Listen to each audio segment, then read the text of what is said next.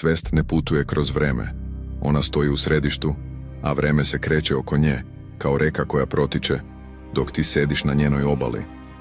Sve što zovemo vremenom nije tok, već promjena prizora unutar iste svesti. Dok postavljaš pitanje, to je sada.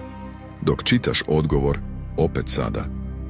Kada se setiš nečega, to se ne događa u prošlosti, već u sadašnjoj svesti koja pamti. Ništa nikada nije prošlo ni došlo. Sve se događa unutra, u neprekidnom prisustvu koje nikada ne napušta samo sebe. Vreme ne teče, ono diše. Kao niz svesnih kadrova koji se smenjuju u jednom beskrajnom ekranu postojanja. Prošlost su slike svesti, budućnost su njeni potencijali, ali film se uvek projektuje sada. Prošlost je voda koja je već prošla, budućnost je voda koja dolazi, a svest je tišina koja sve posmatra, ali se nikada ne pomera.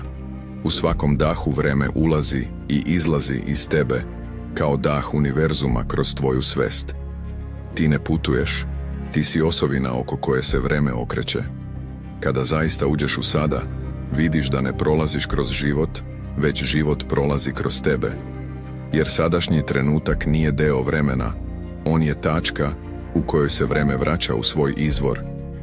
To je nulta osovina Torusa, centar gde se prošlost i budućnost spajaju u dah beskonačnog postojanja. Kao dah, jedan krug širenja i povratka, jedan torus svesti koji diše kroz tebe. Kada to osetiš, onda i razumeš da nikada nisi bio zarobljen u vremenu. Vreme je bilo zarobljeno u tebi.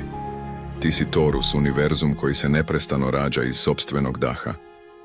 Zato ne traži mir u budućnosti, ne traži smisao u prošlosti, jer sve što postoji, postoji sada. I to sada nikada neće proći.